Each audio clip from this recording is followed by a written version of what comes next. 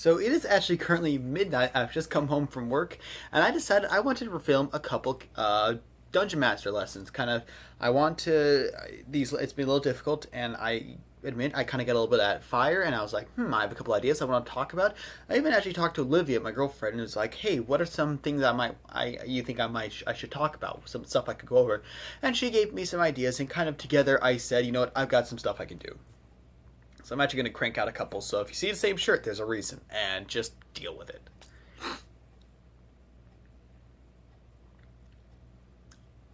So the first one we're going to talk about tonight. So for this video, I'd like to talk about exploration.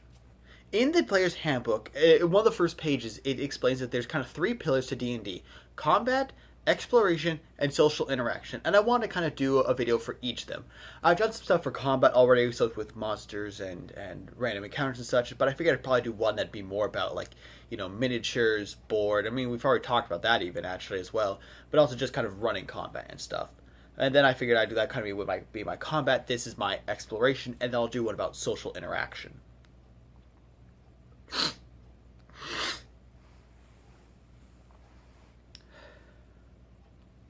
Now, exploration, in the book, it talks about there's kind of two parts to exploration.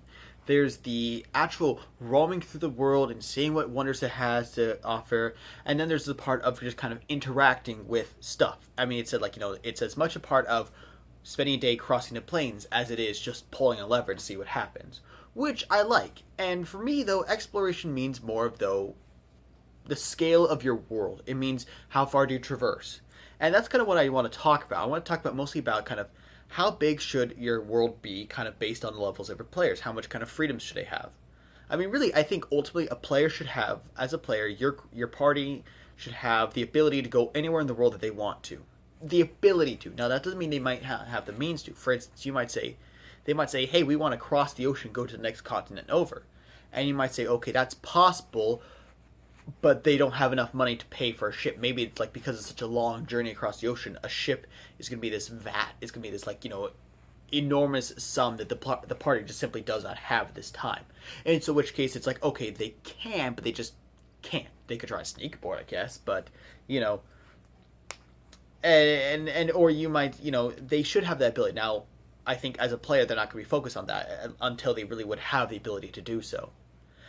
One of the things I like, though, is that in the Dungeon Master's guide, there is a page that talks about the tiers of play.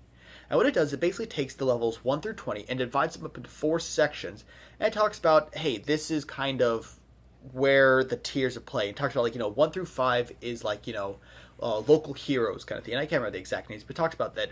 But basically levels 1 through 4, 1 through 5, you're basically kind of the little mercenary group that operates in town, kills the goblins that have been bothering the town, maybe kills some bandits, or some minor stuff. You mostly maybe are focusing on one town and you're helping them with their problems, and that's about it.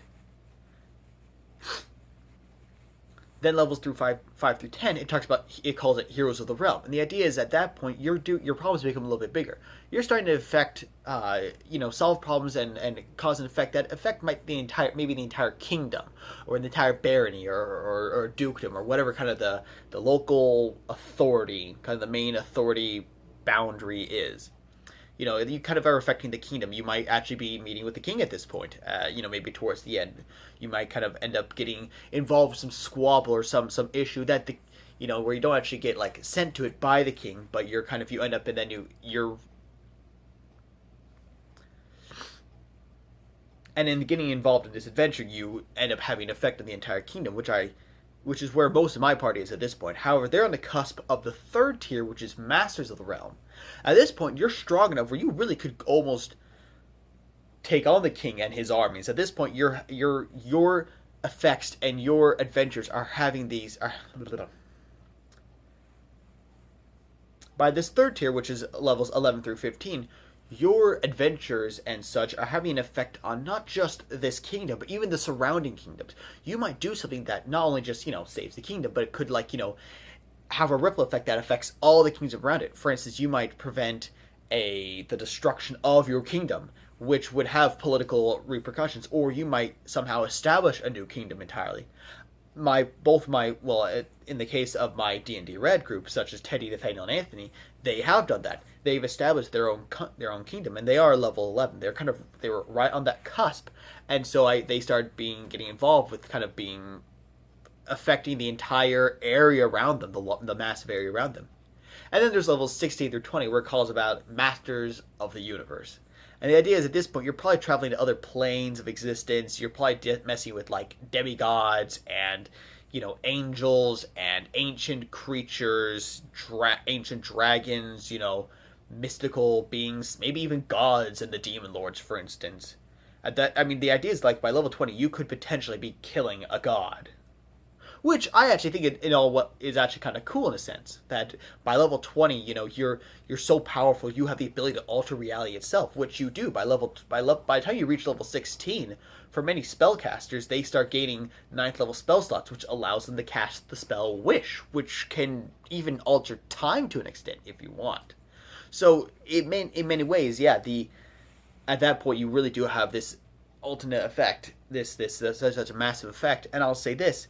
In coming back to exploration, I think that that your level of scope, how big is this area they exploring should kind of equate roughly to kind of the tier they're on. In the first tier, local heroes, they're kind of focused on a single town's problems and such.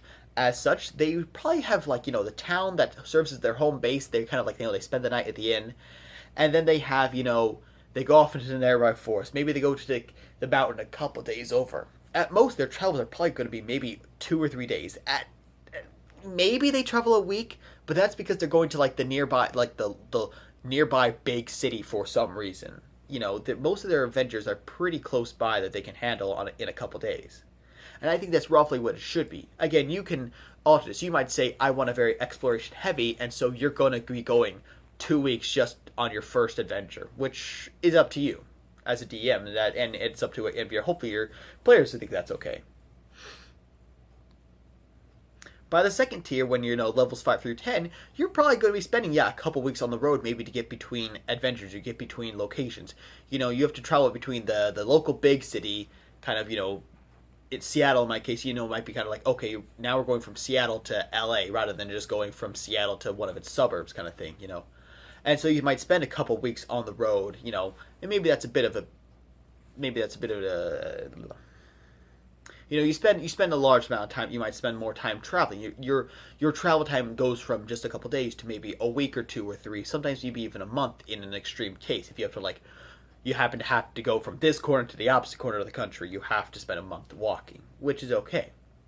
And again, that depends on your level of exploration. But at this point, their scope they should be looking at the kingdom as a whole. And thus they should be able to explore this entire kingdom. And then by the third tier, naturally, levels 11 through 15, you're probably looking at exploring the kingdom plus the kingdom surrounding it. Yeah, maybe you need to go, probably if you can put, okay, what all borders this kingdom that they're in, that's probably about all you need to know at that point. And the players should be able to explore. They should be able to say, hey, I want to go to this kingdom down here, and the next week they might say, okay, well, let's actually go all the way up to this kingdom up here. It should be up to their call, and that's what, as a DM, you should probably have ready at this point. Not that you have to have every single little detail, but you should at least kind of know. And I think by the time you actually reach third tier, and their levels 12 or so, you probably should at least have a decent idea of all these kingdoms. What is some of their history, maybe a couple details about them that are useful or kind of cool or the players might like. And then naturally, by the fourth tier, you're starting to dabble with other planes. The plane of fire, you might be dealing with Shadowfell. I'm looking at sending some of my players perhaps into Shadowfell or the Feywilds or something like that. Send them to other planes of reality as they are reaching some higher levels. They should at this point be able to really go anywhere in the world, and thus you need to have a general idea of actually where in the world.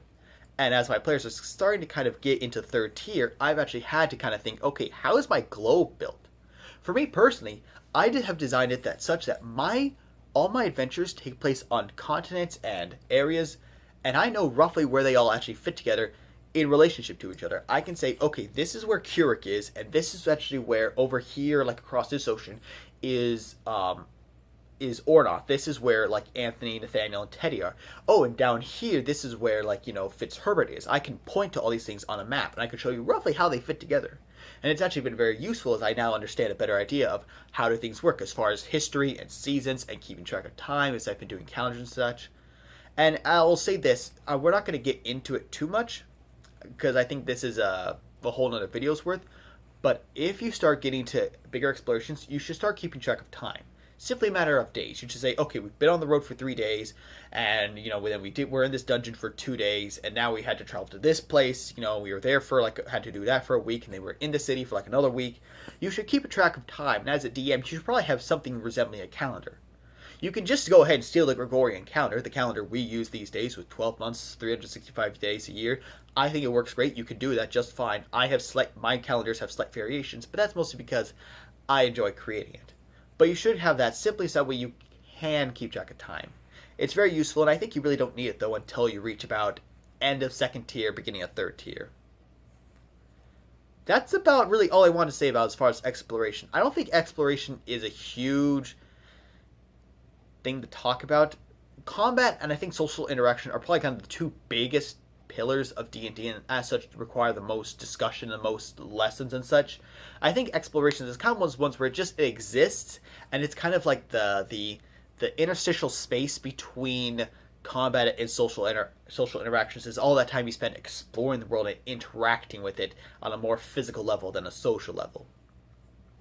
And as it's kind of this interstitial space, it doesn't have the same need to be talked about the same way. So I don't think there's anything else to talk about. So we'll sign off then, and I'll see you guys in the next video. As always, guys, stay cool. Hi, Hungry.